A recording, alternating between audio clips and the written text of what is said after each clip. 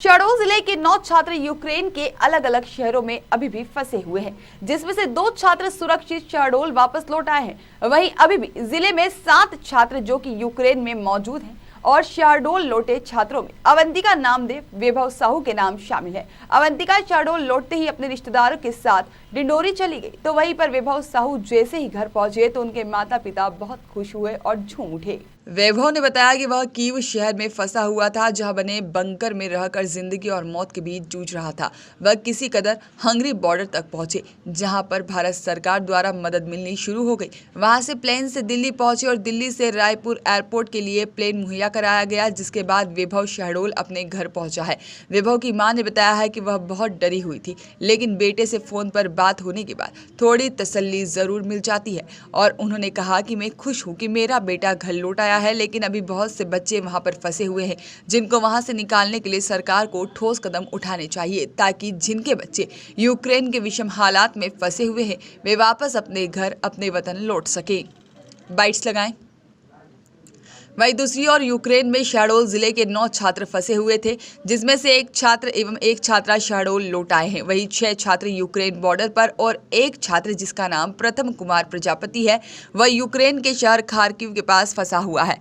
और प्रथम प्रजापति की मां शीलू ने प्रधानमंत्री नरेंद्र मोदी से अपील की है कि बच्चे को बॉर्डर तक सही सलामत पहुंचाएं, क्योंकि लगातार रूस और यूक्रेन के बीच युद्ध बढ़ता ही जा रहा है, जिससे परिवार के लोगों को डर सताया जा रहा है। प्रथम प्रजापति खार्किव से 11 किलोमीटर पहाड़ियों के नीचे एक स्थान पिचोशियन में है, वहां पर छुपे हुए हैं। प्रथम प्रजापति के साथ लगभग 800 भारतीय छात्र छात्राएं वहां पर मौजूद हैं। प्रथम प्रजापति की मां शीलू प्रजापति एवं परिवार के लोग काफी चिंतित हैं और लगातार वह भगवान और भारत सरकार से प्रार्थना कर रहे हैं कि उनके बच्चे को सही सलामत भारत पहुंचा दे।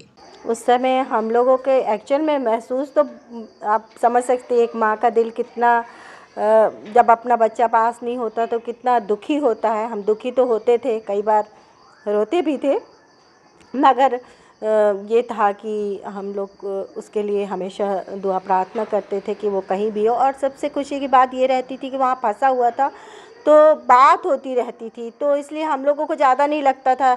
दिन में एक घंटे डेढ़ घंटे में हमारी बात होती रहती थी, तो क्या खाए हो, कैसा चल रहा है। और दुख तो लगता था कई बार बच्चों को हम जब बंकर में देखते थे तो बहुत तकलीफ़ तो होती थी, मगर ठीक है, सब कुछ ईश्वर के ऊपर छोड़ देते थे कि हमारे बच्चों की वही रक्षा करेंगे करके। भारत सरकार जो ऑपरेशन गंगा चलाई है, अभियान लाने के लोग इतने खुश हैं आप इससे? देखिए, मैं तो खुश हूँ क्योंकि मेरा बेटा आ गया है, मगर मेरे दिल में एक बात है कि अभी जितने बच्चे भी वहाँ फंसे हैं उनको जल्द से जल्द लाया जाए। तब एक माँ क्या चाहती है कि सब बच्चे जिस प्रकार मेरा बच्चा आया और मैं खुश हूँ, वैसे मैं चाहती हूँ कि और बच्चे भी वहाँ से निकाले जाएँ और माएँ जो हैं और पिता हैं वो भी खुश हों, क्योंकि मैं बस खुश हो गई तो उससे खुशी नहीं होती है। मैं हमेशा यही सरकार को यही संदेश दूंगी कि मैं जल्द से जल्द सारे बच्चों को वहाँ से निकाले, क्योंकि परिस्थितियाँ सब कुछ बहुत, जिस प्रकार हम लोग न्यूज़ सुनते हैं, बहुत ख़राब है। इसलिए जल्द से जल्द सारे बच्चों को गवर्नमेंट निकाले और हम लोग यही चाहते हैं कि वहाँ एक भी बच्चा हमारे इंडिया का ना रहे। और यही हम चाहते हैं गवर्नमेंट से कि सारे बच्चों को बाहर निकाले और सारे बच्चे हमारे इंडिया के वापस आने पाए। आपका नाम?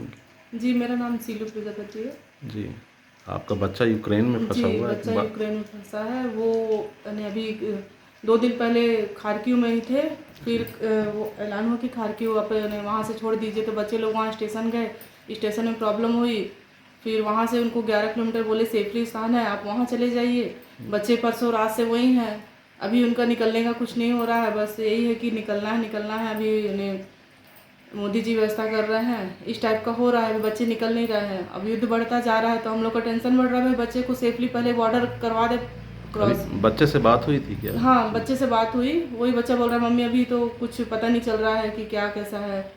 अभी न्यूज़ में देखी कि रूस ने 130 बस की व्यवस्था की है, अब कब पहुँचेगी क्या है, अब ये सब पता नहीं। अब हम लोग यहाँ बहुत टेंशन में है कि भाई बच्चे बॉर्डर तक पहुँच जाए सेफली।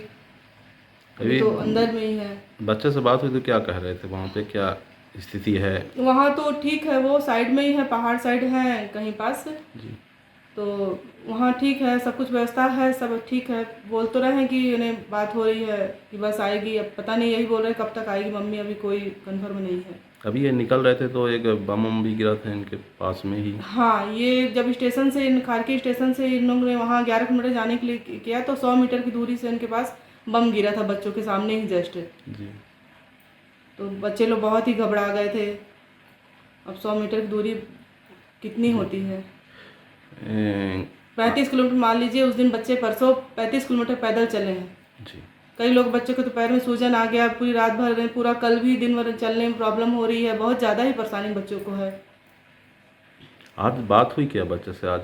हाँ, बात अभी सुबह हुई। मैं कैपिटल में था, कीव में था, एंड वहाँ की स्थिति बहुत बेकार थी। जैसे ही 24 को सब कुछ स्टार्ट हुआ तो बहुत सारी बॉम्बिंग हुई, इवन एयरपोर्ट वगैरह कैप्चर हो गए। तो उस टाइम स्थिति बहुत ही क्रिटिकल थी और बहुत लोग, बहुत सब टेंशन में थे, सब परेशान थे और हम लोग को बंकर्स में रखा जा रहा था। और वहाँ पे सायरन बजने शुरू हो गए थे। मतलब ऐसा था कि जब भी सायरन बजता है हमको बंकर्स में जाना है वहाँ पे, और ऐसे ही रहता था। और खाने का भी ऐसा कई बार रहता था कि एक ही टाइम खाते थे, और मोस्टली हम लोग ने एक ही टाइम खाया और शाम को कुछ भी ऐसे ही खा लेते थे, और ऐसा रहता था। और कई बार रात को 3-4 बजे बॉम्बिंग होती थी तो सब डर जाते थे और सब उड़ जाते थे। और मेन तो यही था। और बाकी सब हम लोग 27 को यहाँ से निकल गए।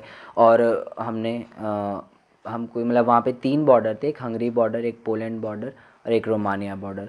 तो पोलैंड बॉर्डर हम लोग हंगरी से निकले हैं, सबसे ईजीएस्ट हंगरी था। तो वहाँ से जो भी सफ़र था कीव से और बॉर्डर तक का, वो सब हमने देखा। और उसके बाद का जो भी था, जब हम हंगरी गए तो इंडियन गवर्नमेंट ने हमें मतलब वहाँ का होटल दिया। और उसके बाद जितनी भी फ़्लाइट्स थी बुदापेस्ट से इंडिया के लिए, दिल्ली के लिए, और दिल्ली से फिर रायपुर तक के लिए, तो वो सारी जो चीज़ें थी उन्हें इंडियन गवर्नमेंट ने प्रोवाइड की।